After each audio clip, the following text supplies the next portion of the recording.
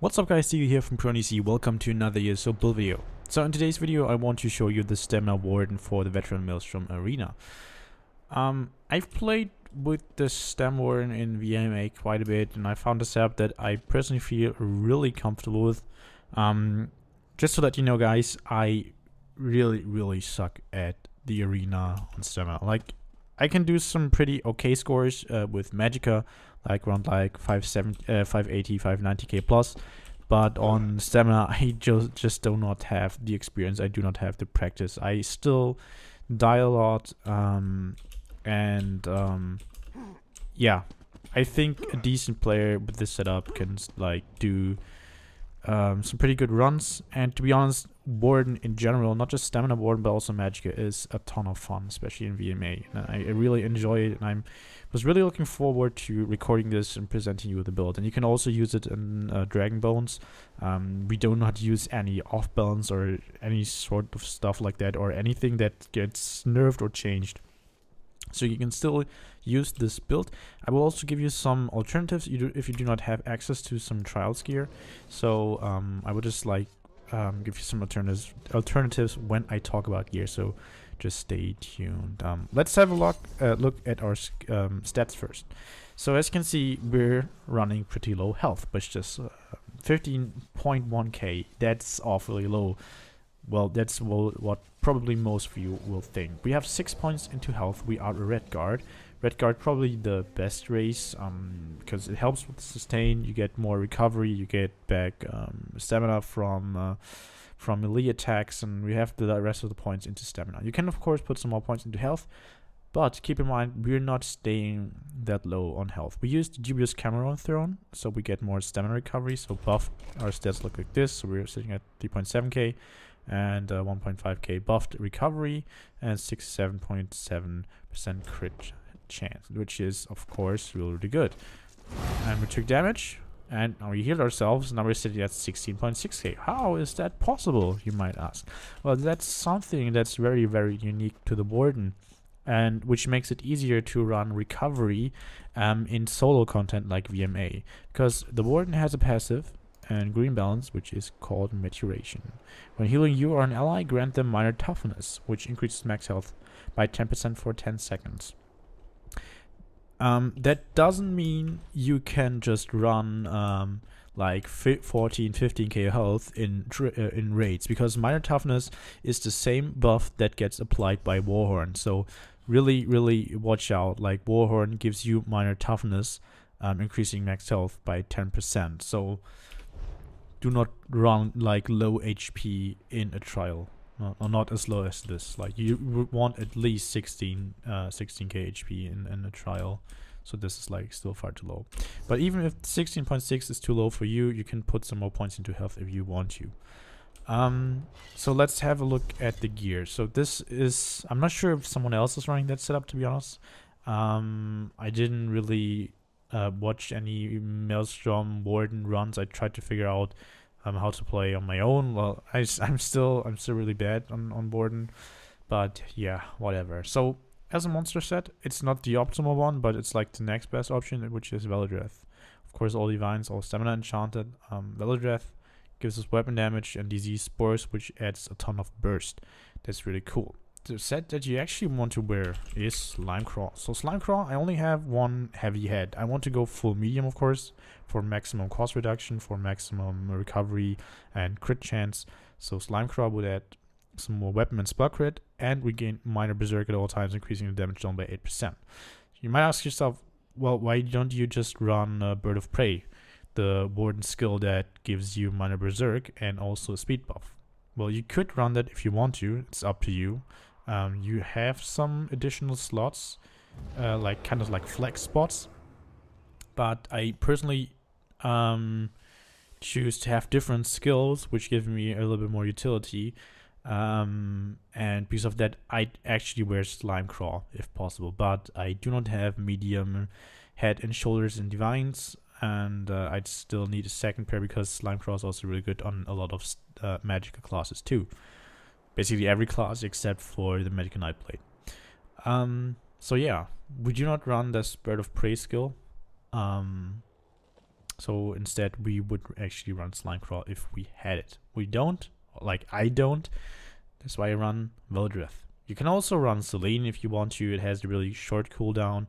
It's also relatively nice, but it cannot proc from a distance, if I remember correctly. You could also go with Stormfist if you want to have more recovery, but that's up to you. Just use what you have, and yeah. Monster set is it's nice, but nothing like really a must-have or something that you really have to get. So we combine that, of course, with the trial set, which is Vicious Ophidian. That's basically the setup that every stamina is currently running for VMA, because it adds a ton of sustain. We gain weapon crit 2 times, minor slayer. We gain weapon damage from the 5-piece and an 8% cost reduction, which is insane for sustain. And every time we kill an enemy, we get 2,150 stamina back and an increased movement speed, which is of course great if you want to go really fast in VMA. So this set, you get it from all Crackle trials. We have all weapon damage enchanted here, and we have 2 body pieces. Yeah. Because of that, we have the cost reduction on both bars, and even if we kill someone on our bow bar, we still get the stamina back. That's really cool. I combined that with the set that gives me a little bit extra healing, which is Briarheart. So I got asked by a lot of people like to test Huntings versus Briarheart, and I did some tests, some solo tests, and results were relatively similar. Briarheart being a tiny bit better. Actually a tiny bit better compared to Hunting's Rage. So we gain weapon crit 2 times, like Hunting's Rage. We gain stamina, like Hunting's Rage. And on the 5-piece bonus, we gain, we have a 10% chance whenever we deal critical damage to increase our weapon damage by 449 for 10 seconds, which has a 15-second cooldown. And that means we have a maximum uptime of 66%, and on average, I think the weapon damage is like 296. So it's very similar to Hunting's Rage, but the thing is that it transfers over to your back bar. So like if you activate it on the front here with your Briarheart daggers, you can also transfer it to the back bar, which the Hunting's Rage doesn't, because the set bonus is just not active. That's pretty cool. On top of that, while the set bonus is active, every critical strike heals us for 609 health. This is really cool, because we use rapid strikes or like Bloodthirst, and we have multiple hits within a channel time of like, what is it, like 0.6 seconds. So we get a lot of healing if they critically hit, of course. So we have our Nirnholm Briarheart Dagger and our Infuse on the offhand. This is the best weapon trade combination. To be honest, I'm not sure if it's the best one for VMA. Maybe you want to go Infused with Sharpen or Infused with Precise. But in all honesty, if you're not trying to go for top scores, it doesn't really matter what trade combination you use. Just try to get either Nirnholm with Infused. I recommend to go Nirnholm plus Infused if you do not want to like buy several different Briarheart daggers, and they're not cheap. Pretty sure they still go for more than 100k on console, and currently on PCEU they sell for between like 70 to 90k per piece. So yeah, and you have to retrade at least one of them because they do not drop in Nirnholm. And yeah, that's Briarheart. If you do not have Briarheart, or if you do not have the money to buy Briarheart, what you could do is go with Night Mother's Gaze.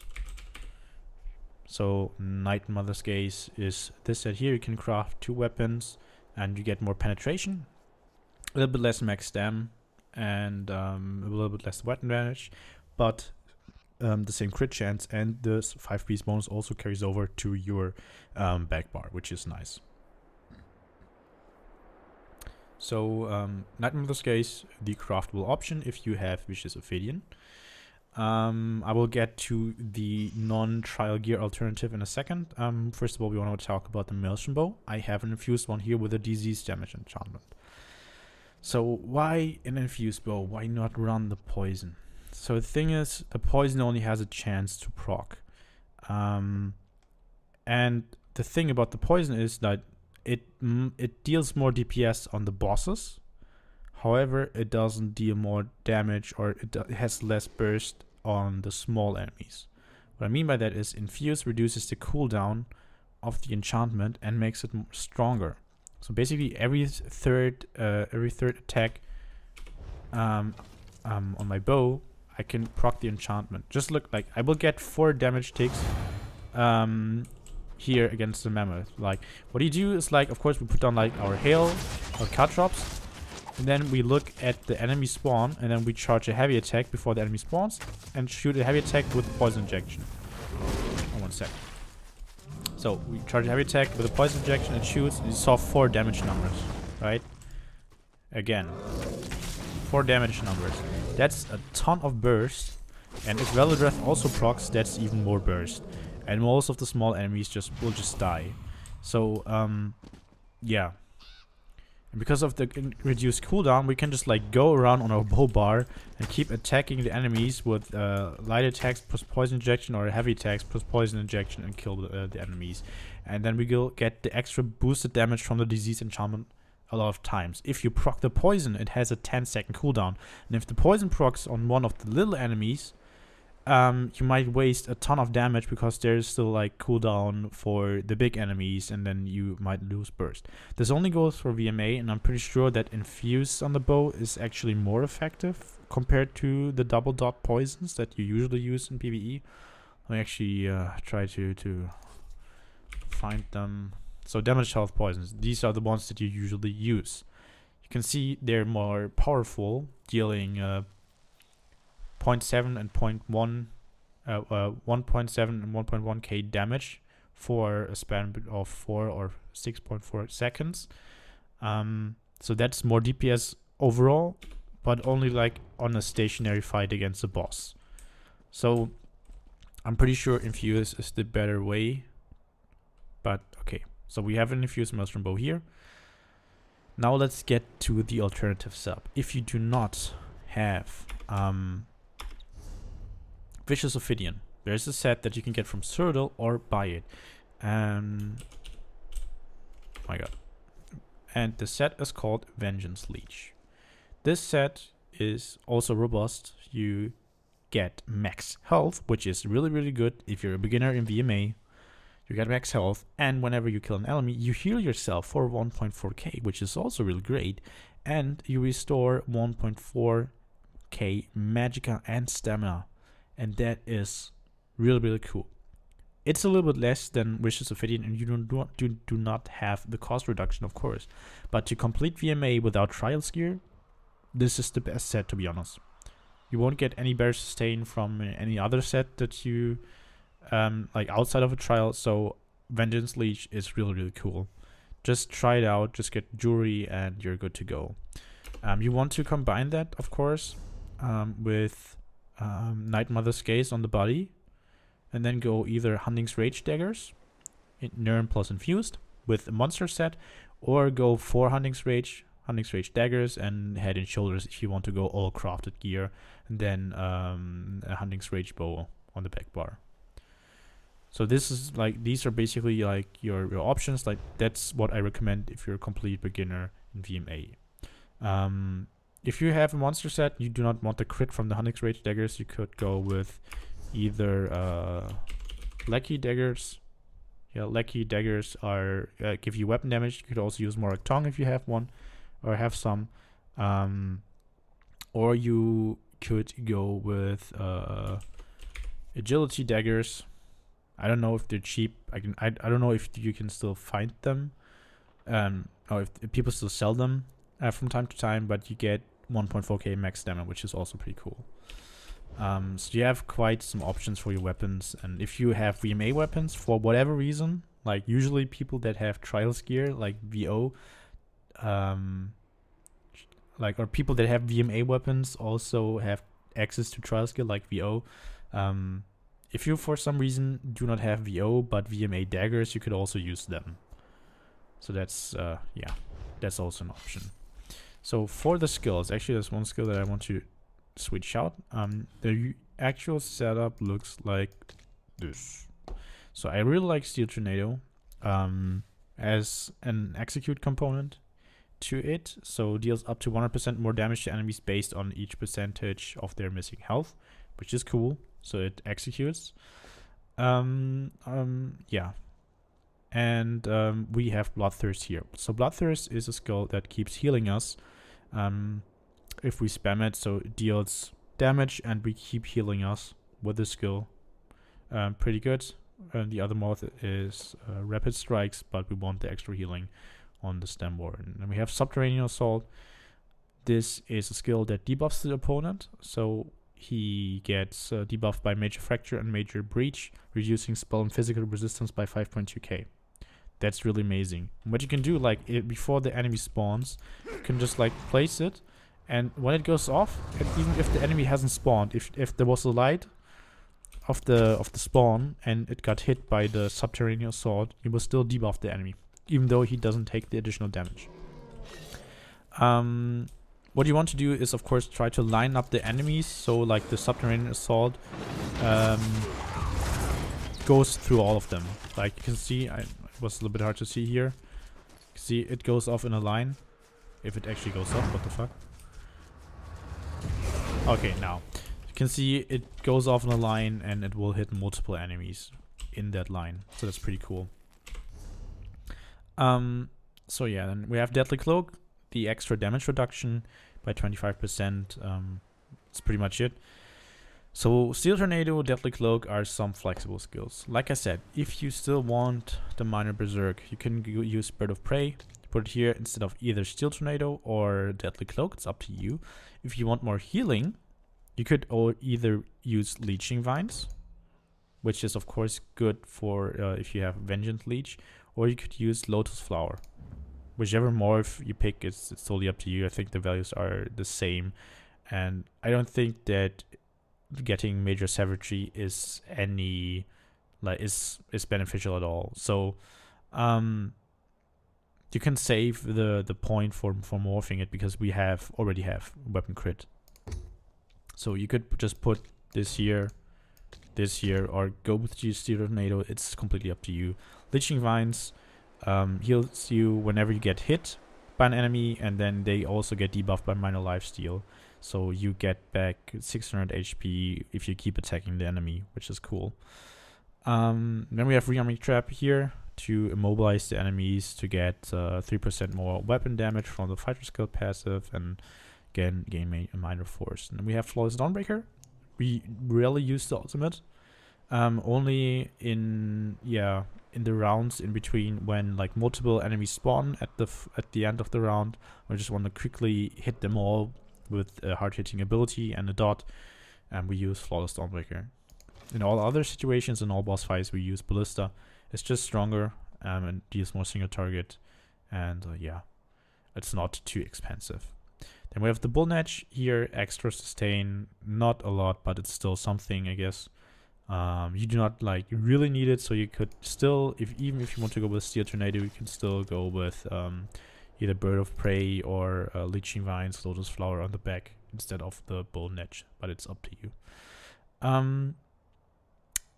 Razor Caltrops here from the Alliance War and Resolving Vigor for extra heals.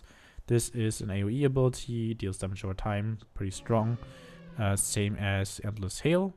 Damage over time, activates the Maelstrom Bow, really strong. And then we have Poison Injection as our single target ability, and the range spammable. So if someone's on range, we start attack him with the Poison Injection. So much for skills. Let's have a look at the CP. So we have 28 into Warlord, 5 into Sprinter. You can actually take them out here and put them all into Warlord if you want to. But I keep sprinting a lot in VMA, and the extra save on stamina is kind of nice, to be honest. We have 76 into Mooncalf to make the best use of our racial passives of the dubious Cameron Throne, and then 56 into Tenacity. 34 into Tumbling, and 31 into Shadow Ward. For the red tree, we have 51 into Ironclad, 10 to Spell Shield. Actually, it has to be 52 to be honest. 49, 49, 44, and 27 into Quick Recovery. Currently, we have 22 into Piercing, so we sit at around 11.5k pen. The bosses resistance varies between 9.1 to 12.2 to 9.1, 12.1, and 18.2k. So the bosses from round 4, 7, and 8 have the full resistance of 18.2k, like trial bosses. 1, 6, and 9 have 9.1k, and all the others have 12.1k resistance. So you want to get as close as possible to the 12k, because most bosses are running around with the 12k resistance. And yeah, like trying to go for the 18k or closer to the 18k is a huge waste of damage on all the other bosses. So try to get to the 12k as close as possible. I think we're sitting at like 11.5, and you could still put some more points here if you want to, but I do not think it's necessary. If you run Night Mother's Gaze, of course, you can take some points out, or like take them all out if you want to, or keep the points and switch to the Warrior Stone. It's up to you. So because of Lover, we have some extra penetration, and we have 56 into Mighty, 56 Precise Strikes, 48 into Thaumaturge, and 48 into Master at Arms.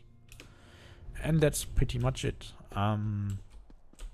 So yeah, that's the Stamina Warden, guys. Like I said, I'm not really experienced with stamina, but even if someone who's as bad as I am on stamina can play VMA with this build, I'm pretty sure you can do it too. Anyway, guys, I hope you liked the build. Like I said, I'm pretty sure you can use it in Dragon Bones too. If you have any questions, post them in the comment section. Make sure to hit the like button if you liked the video, and I hope you tune in next time too. So until then, bye bye.